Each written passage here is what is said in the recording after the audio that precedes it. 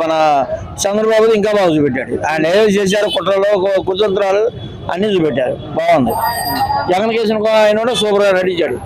Movie బాగుంది అబ్బాయి, ఎవరైనా విమర్శించాలా. బాబు గారు కుళ్ళు కుతంత్రాలు కొంచెం అర్థం చెప్పారు సార్. మామూలుగా యాక్చువల్గా అయితే జగన్మోహన్ రెడ్డిని హైలైట్ కాకుండా భారతీ గారిని హైలైట్ చేశారు కదా సినిమా మొత్తం మీద.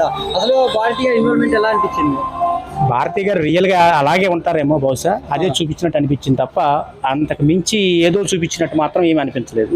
ఈ పవన్ కళ్యాణ్ గానీ చంద్రబాబు గానీ గత 2014 వాళ్ళ క్యారెక్టర్ మాత్రం రియాలిటీగా అనిపించింది. రియాలిటీగా జగన్మోహన్ రెడ్డి కానీ చంద్రబాబు నాయుడు గారు కానీ తర్వాత ఉన్న వాళ్ళందరి క్యారెక్టర్స్ మాత్రం రియాలిటీగా అనిపించింది. వర్మ గారి సినిమా లాగానే తీశారు.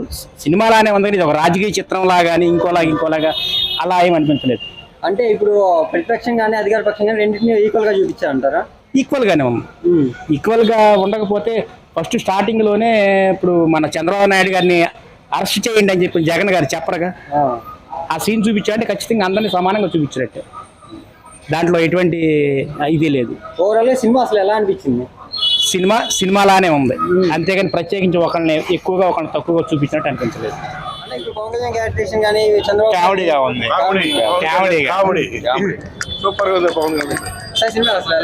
బాగుంది.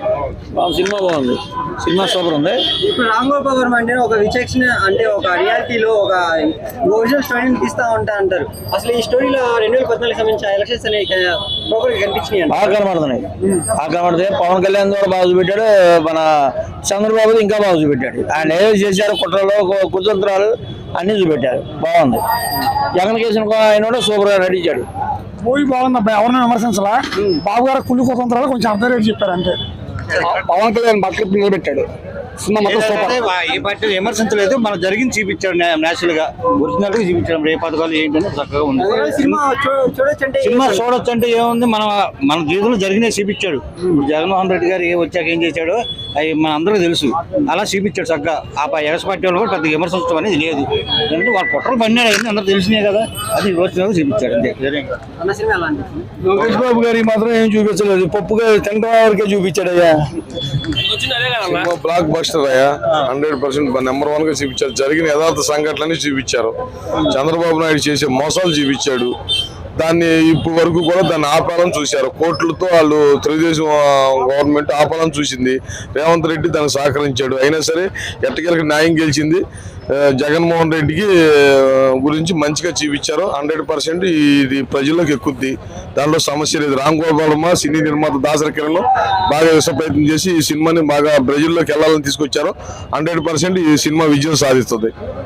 ఇప్పుడు ఇంతకుముందు నారా లోకేష్ అనవసరమైన పాత్రలు అన్ని చేశారని నారా లోకేష్ ఉండదు. నారా లోకేష్ చేసిన పనులే చూపించారు. ఆయన 20 గంటల పప్పు అంటున్నారు కాబట్టి అదే చూపించారు, కానీ వేరే ఏం చూపించలేదుగా.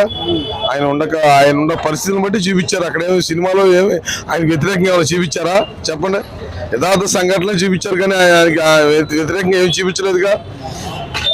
అంటే ఇప్పుడు ఓవరాల్ గా సినిమా సినిమా 2024 ఎలక్షన్స్ కి block buster movie. Jaganmohan Reddy గారికి, పార్టీకి, ప్రజల్లోకి చంద్రబాబు నాయుడు చేసిన మోసాలన్నీ ప్రజల్లో చూస్తారు.